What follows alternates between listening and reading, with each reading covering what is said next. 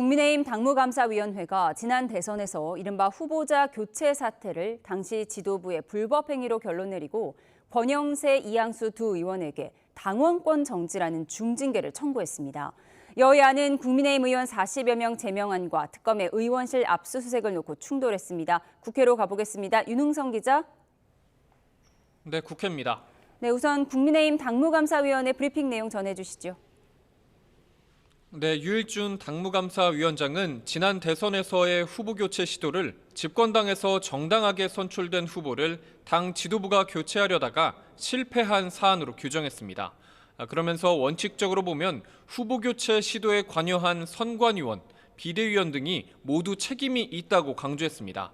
다만 당무감사위원 대다수가 당이 가뜩이나 어려운데 너무 광범위한 징계를 하는 게 바람직하냐는 논의 끝에 권영세 당시 비상대책위원장과 이양수 사무총장에게만 각각 당원권 정지 3년이라는 중징계를 청구했다고 밝혔습니다.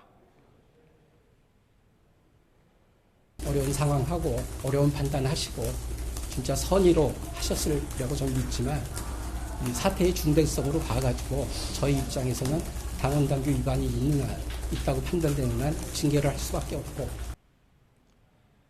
다만 권성동 당시 원내대표에 대해서는 두 사람만큼 책임질 만한 행위를 한 일은 없다고 판단했습니다. 김문수 후보도 약속한 단일화에 응하지 않은 건 비난받을 소지가 있지만 당원 당규 위반이라고 보긴 어렵다고 덧붙였습니다.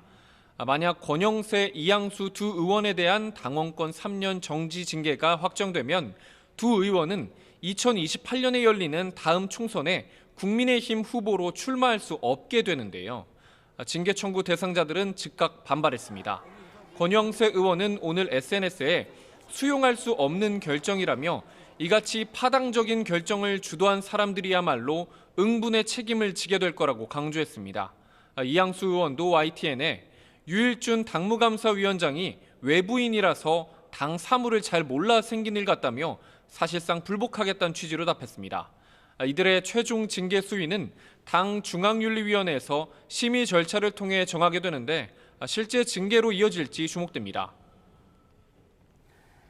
네, 그런가 하면 국민의힘 소속 의원들에 대한 제명 촉구한 발의와 특검 압수수색으로 아침부터 여야가 충돌했다고요? 네, 민주당 박찬대 의원이 오늘 기자회견을 열고 국민의힘 의원 45명의 제명 촉구 결의안을 발의한다고 밝혔습니다.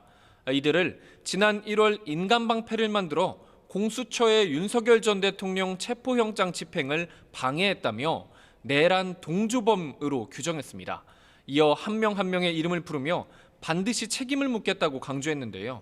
직접 들어보겠습니다. 국민의 눈으로 헌법의 이름으로 내란 동조범들에게 책임을 묻겠습니다. 국민의힘은 즉각 강하게 반발했습니다. 송원석 국민의힘 비상대책위원장은 긴급 브리핑을 열고 야당을 말살해 일당 독재를 완료하겠다는 선언이라고 맹비난했습니다. 또 당권 경쟁에서 뒤처진 박찬대 의원이 강수를 두는 것 아니냐는 해석이 있다고 지적했는데요. 직접 들어보겠습니다. 정청래 의원에 비해서 상대적으로 약세인 것으로 지금 드러나니까 아마 그런 점을 고려해서 양평 고속도로 특혜 의혹을 수사하는 김건희 특검팀은 오늘 국민의힘 김선교 의원 국회 사무실 등의 압수수색도 실시했습니다.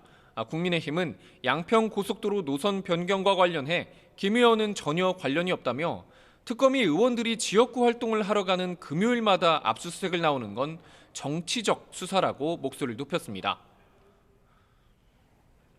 네, 또 한미 재무통상 분야 2+2 장관급 회담 연기를 두고도 여야가 충돌했죠. 네, 먼저 국민의힘은 정부 여당은 관세 유예 시한이 임박한 지금까지도 뭘 했느냐고 지적했습니다. 송원석 국민의힘 비상대책위원장은 오늘 아침 한 라디오에서 이재명 대통령이 정상회담도 하지 못하고 고위직 회담도 취소되는 등 준비된 대통령이 맞는가 하는 안타까움이 있다고 말했습니다. 또 일본은 이미 상호 관세를 15%로 합의했고 유럽연합도 비슷한 수준으로 협상을 진행한다는 보도가 있다며 우리 정부가 15%를 맞추지 못한다면 협상 실패로 판단하겠다고 경고했는데요. 반면 민주당은 국익이 중요한 순간에 관세 협상 상황을 정치 공세로 삼으려는 야당 태도가 파렴치하다고 맞받았습니다. 박상혁 수석 대변인은 야당도 한뜻으로 미국에 강경한 목소리를 내줘야 하는데 정부 여당을 공격하는 것에 분노하지 않을 수 없다고 작심 비판했습니다. 문진석 원내 수석 부대표도 국익에는 여야가 없다며 그런 발목 잡기 때문에 국민의힘 지지율이 오르지 않는 거라고 직격했습니다. 지금까지 국회에서 전해드렸습니다.